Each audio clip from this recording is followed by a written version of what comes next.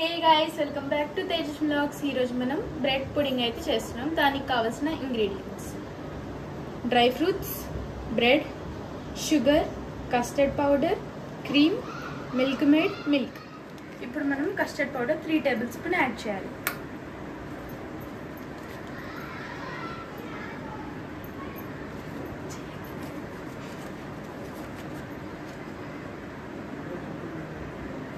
Custard పౌడర్లో milk అనేది add చేయాలి. కొంచెం యాడ్ చేయాలి.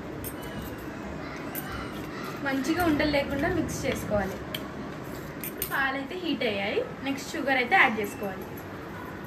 5 minutes పాటు అలానే ఉంచాలి. మిక్స్ చేసుకొని బాగా మిక్స్ చేసుకోవాలి.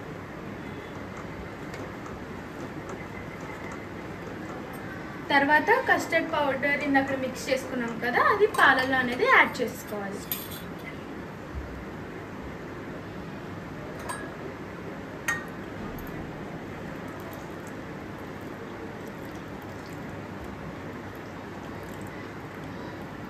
మంచిగా మిక్స్ చేసుకోవాలి. యాడ్ చేసుకోవాలి.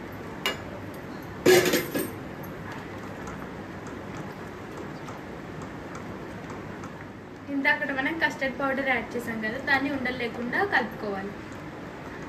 దాన్ని సిమ్లో పెట్టుకొని 5 minutes కలుపుతూనే ఉండాలి. తీసుకుని ఏదైనా చిన్న గిన్నె తీసుకుని దాన్ని ఇలా రౌండ్ షేప్లో కట్ చేసుకోవాలి. అది మీ ఇష్టం, రౌండ్ అంటే రౌండ్, లేదంటే లేదు. మనం ఇప్పుడు క్రీమ్ అయితే యాడ్ చేసుకోవాలి.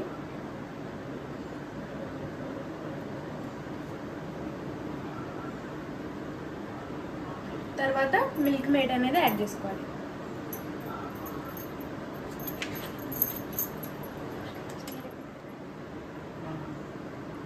మిల్క్ మేడ్ కూడా మంచిగా యాడ్ చేసుకోవాలి. 2 సేమ్ క్వాంటిటీలో ఉండాలి. ఇంకా మిల్క్ మేడ్ మంచిగా 2 మిక్స్ చేసుకోవాలి.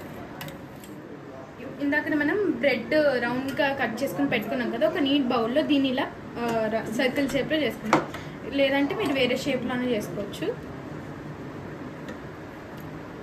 మనం ఫస్ట్లో చేసుకున్నాం కదా, మిల్క్ ఇంకా కస్టర్డ్ మిక్స్ చేసుకొని అది ఇందులో యాడ్ చేసుకోవాలి.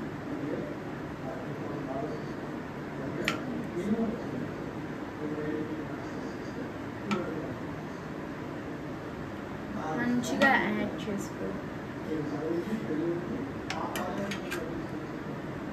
నెక్స్ట్ డ్రై ఫ్రూట్స్,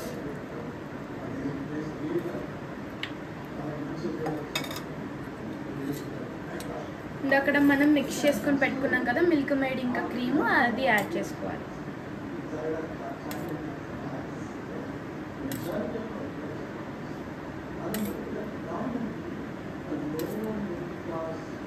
మళ్ళీ ఇంకో లేయర్ ఆఫ్ బ్రెడ్ పెట్టి సేమ్ ప్రాసెస్లో మళ్ళీ చేయాలి.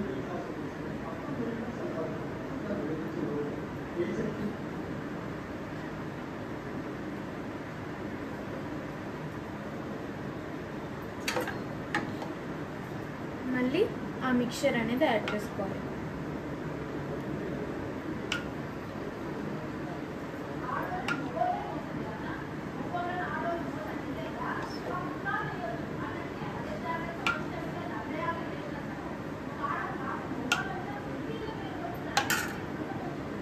క్రీమ్ ఇంకా మిల్క్ మేడ్ మళ్ళీ యాడ్ చేసుకోవాలి.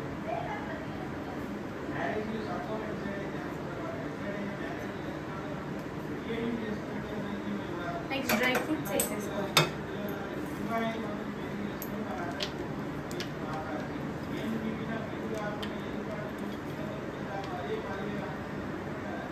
దీన్ని 30 minutes ఫ్రీజర్లో అనేది పెట్టాలి. తర్వాత తీసి టేస్ట్ ఎలా ఉందో చెప్తాం.